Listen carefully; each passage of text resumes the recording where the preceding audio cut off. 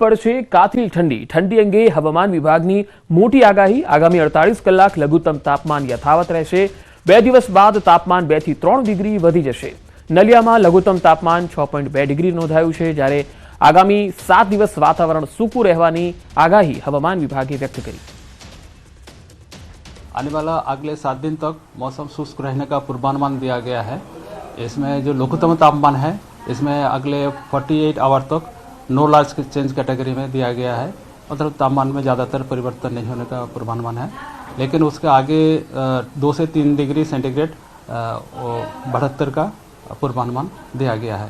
अभी जो पवन का दिशा है उत्तर पूर्व दिशा है और जो अहमदाबाद एंड आसपास का जो क्षेत्र है इसमें जो पूर्वानुमान दिया गया है इसमें क्लियर स्काई रहेगा और तापमान 13 डिग्री सेंटीग्रेड के आसपास रहेगा। જૂનાગઢમાં ભૂતનાથ મંદિરમાં ગાદીના વિવાદ મામલે ભૂતનાથ મંદિરના મહંત શિવગીરીએ મહત્વનો ખુલાસો કર્યો। ભૂતનાથ મંદિરની જગ્યા બાબતે જૂનાગઢના પૂર્વ ડેપ્યુટી મેયર ગિરીશ કોટેચા અને સિનિયર વકીલ હેમાબેન શુક્લએ મહેશ ગીરી પર ગંભીર આક્ષેપ કર્યા। બંધ કવરમાં રહેલા ડોક્યુમેન્ટ જાહેર કરાયા। શિવગીરીની ચાદર વિધિ કરવામાં આવી। મહેશ ગીરીએ કબજો લઈ લીધાનો આક્ષેપ કરાયો। શિવગીરીએ કહ્યું જૂનાગઢ ભૂતનાથ મંદિર ખાતે વર્ષ 2023માં મારી ચાદર વિધિ કરવામાં આવી છે। આ ચાદર વિધિ બાદ વિધિવત રીતે હું ત્યાં રહેતો અને બાપુની સેવા પૂજા કરતો હતો, પરંતુ મહેશ ગીરીએ 50થી વધુ લોકો સાથે આવી ગેરકાયદે મંદિર અને ગાદી પર કબજો જમાવી દીધો। તેમણે કહ્યું મારું મોઢું બંધ કરી રહ્યો છું કારણ કે મને મહેશ ગીરી તરફથી જીવનનું જોખમ છે। તો બીજી તરફ સિનિયર વકીલ ડોક્ટર હેમાબેન શુક્લએ વસંતગીરીનું વસિયતનામું મીડિયા સમક્ષ ખોલ્યું અને કહ્યું 500 રૂપિયાના સ્ટેમ્પ પેપર પર સોગંદનામું કરવામાં આવેલું હતું જે નોટરી દ્વારા કરાયું હતું।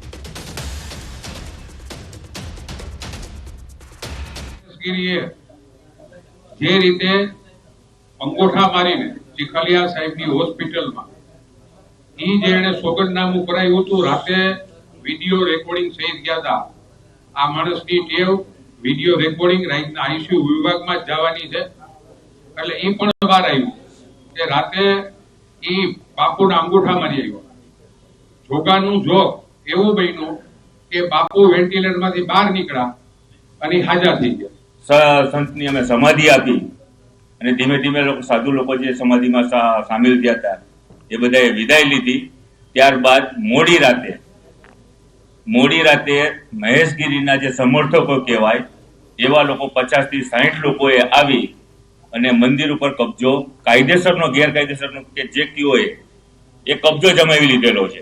આપની પાસે આવવાનું કારણ એ કે આ વિલ અને જે જબરજસ્તીથી ભૂતનાથની ગાદી લેવાઈ ગઈ એ અંગે મેં 24/12/24ના રોજ જુનાગઢ પોલીસને એસપીને એક એફઆઈઆર આપી।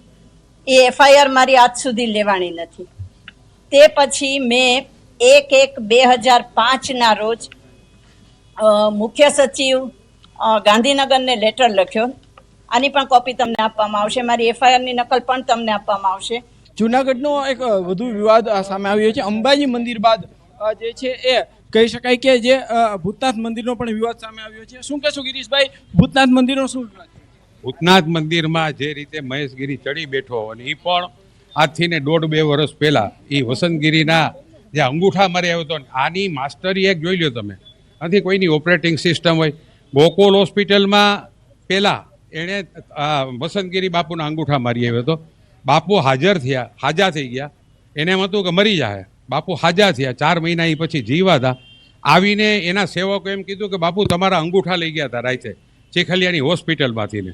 એટલે બાપુએ આવીને બધાને ભેગા કર્યા કે ભાઈ મારે મારો ચેલો નીમીને જવું અને આને અહીંયા ગરવા પણ ન દેતા। એ પછી બાપુએ આખું વિલ તૈયાર કર્યું, એ આજ તમારી બધાની હાજરીમાં ખોલવામાં આવ્યું અને બાપુએ એમાં ચોખ્ખું લખ્યું છે કે મારા અગાઉના કોઈ પણ હોય કેન્સલ કરવાનું, હું મારો ચેલો શિવગીરીને બિહાડી। ખાસ તમે સંત સંમેલનની એક જાહેરાત કરવામાં આવી છે, ક્યારે બોલાવવામાં આવશે અને કેવી રીતના આખું આયોજન? બાપુ એક આયોજન, કારણ કે સૌરાષ્ટ્રના સંતોએ એની જગ્યાઓને જાગૃત કરી છે। આની જેમ અંગૂઠા મારવા વાળા નથી, આ તો પરપ્રાંતીય છે, આ નાસિકનો છે। પરપ્રાંતિની વાત કરીએ તો ક્યાંથી આવે? નાસિકનો છે અને નાસિકથી આવ્યું। એણે આખું ગિરનાર કબજે કર્યું। જો એની લડાઈ જોઈ લો, જુનાગઢમાં આવ્યો પછી બધા સંતોને બાંધવાનું કરે, હું ગિરનાર ચોક, અરે તું હું ચોખ્ખો કરવાનું, તું પોતે જ મેલો માણસ છો. આગામી 2 થી 3 મહિના દરમિયાન જે છે 2 મહિના બાદ સંત સંમેલન બોલાવવામાં આવી શકે છે. આ સંત સંમેલનમાં જે છે સોરઠના જેટલા પણ સંતો છે તે બધાને આમંત્રણ આપવામાં આવશે કે એવું જે જાહેરાત કરવામાં આવી છે. તો સાથે સાથે મીડિયા સામે ભૂતનાથ મંદિરનું જે વ્હીલ છે તે પણ ખોલવામાં આવ્યું હતું. હાર્દિક જોશી, ન્યૂઝ 18 ગુજરાતી, રાજકોટ. બનાસકાંઠાના વિભાજનનો જે મામલો હતો, જિલ્લાના આગેવાનો ગાંધીનગરમાં પ્રભારી મંત્રી બળવંતસિંહ રાજપૂત સાથે બેઠક કરવા પહોંચ્યા હતા. ધાનેરા તાલુકાને બનાસકાંઠામાં રાખવા માટેની રજૂઆત કરવામાં આવી. બનાસકાંઠાના વિભાજનને લઈને હવે ધાનેરામાં બેઠકો કરવા માટે આગેવાનો ગાંધીનગર પહોંચ્યા. ધાનેરાના પૂર્વ ધારાસભ્ય નાથા પટેલે નિવેદન આપ્યું, વિભાજનને અમે આવકારીએ છીએ. ધાનેરાની પ્રજા નવા જિલ્લામાં જવા સંમત નથી. ધાનેરાને બનાસકાંઠામાં રાખવામાં આવે. બનાસકાંઠા જિલ્લાનું વિભાજન થયું, એમને અમે એમની સાથે કોઈ અમને તકલીફ નથી. વિભાજનની જરૂર હતી અને બનાસકાંઠા જિલ્લાનું વિભાજન થયું. પણ અમારે ધાંધ્રા તાલુકાનો પ્રશ્ન છે કે ધાંધ્રા તાલુકાને જે થરાદ સાથે મૂકવામાં આવ્યું છે એમાં અમારી પ્રજા 80 થી 90% પ્રજા કોઈ સંમત નથી. ધાનેરાના ધારાસભ્ય માવજી દેસાઈએ પણ નિવેદન આપ્યું. સામાજિક તાણાવાણા બનાસકાંઠા સાથે જોડાયેલા છે. પ્રભારી મંત્રી યોગ્ય કરવાની ખાતરી આપી છે. જિલ્લાના આગેવાનોને વિશ્વાસમાં નથી લેવાયા. થરાદ તાલુકામાં જોડાવાથી પબ્લિકને ખૂબ હેરાનગતિ થાય, પબ્લિકને તકલીફ પડે એ બાબતથી તમામ માહિતીથી વાકેફ કર્યા છે. અને મુખ્યમંત્રીશ્રીએ અને માન્ય મંત્રીશ્રીએ પણ ખાતરી પણ અમને આપી છે કે લોકોની જે માગણી છે એ લોકોની માગણીને અવગણીને કંઈ પણ નિર્ણય નહીં થાય.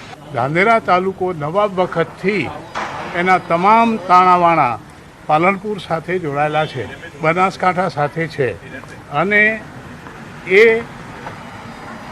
ધાનેરા તાલુકાને ડિસ્ટર્બ ન કરે એ રિક્વેસ્ટ કરવા માટે આવ્યા હતા.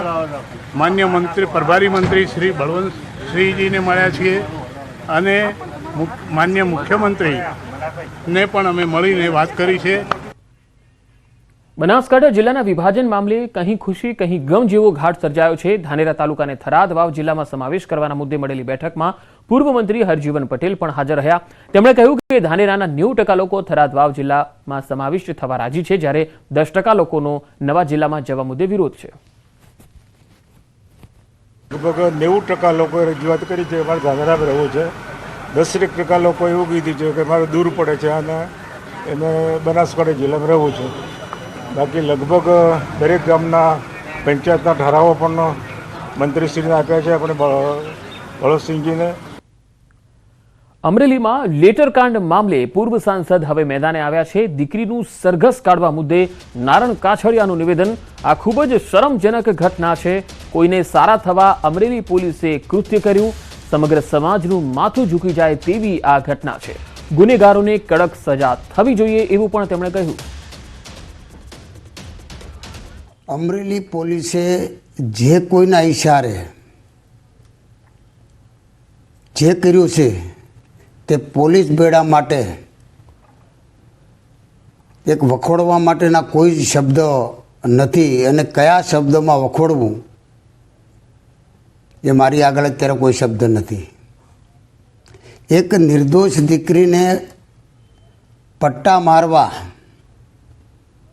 અને અમરેલીની ભર બજારમાં સરઘસ કાઢવું અને અમરેલીની પોલીસ સમગ્ર પોલીસ વિભાગનું માથું શરમથી ઝૂકી જાય તેવું કૃત્ય જ્યારે કરે તે માફ કરવાને પણ લાયક નથી. દ્વારકા જિલ્લામાં ડીએપી બાદ હવે યુરિયા ખાતરની અછત સર્જાતા ખેડૂતો મુશ્કેલીમાં મુકાયા છે. ખંભાળિયા તાલુકામાં યુરિયા ખાતર માટે ખેડૂતો સવારથી લાઇનમાં લાગી રહ્યા છે. ખાતરનો પૂરતો સ્ટોક ન મળતો હોવાથી ખેડૂતોની મુશ્કેલીમાં વધારો થયો છે. ખેડૂતોનું કહેવું છે કે જ્યારે જરૂર હોય ત્યારે જ ખાતર ન મળે તો શું કરવું. યુરિયા જડતું નથી. આ લાઈનમાં ઉભા જો આ જોઈએ જડે નહીં, ઓચિંતા ઘા ખાતું હોય શું કરવું. ખેડૂતને આ મોલ ટાણે ના દે તો કેદી આવે. ખંભાળિયા ધક્કા 4-5 દિવસ ખાઉં છું. ડીએપી યુરિયા કોઈ ખાતર મળતું નથી. મળે છે ન્યાય કોઈ પણ બાચકું ભેગું આપે અથવા નેનો ડીએપી ની બોટલ આપે અથવા યુરિયા આપે. યુરિયા મળતું જ નથી. આજ 1.5 મહિના થયા. જ્યાં આવી ત્યાં બંધ ને બંધ હોય અને ગાડી અધરો દેવાય. હવે એમાં તકલીફ હું પડી, અત્યારે લાઈનમાં એ તો સવારથી 2 વાગ્યા લગી બેઠા છે અને ભેગી 2-3 થેલી 1 બોટલ દઈએ છીએ.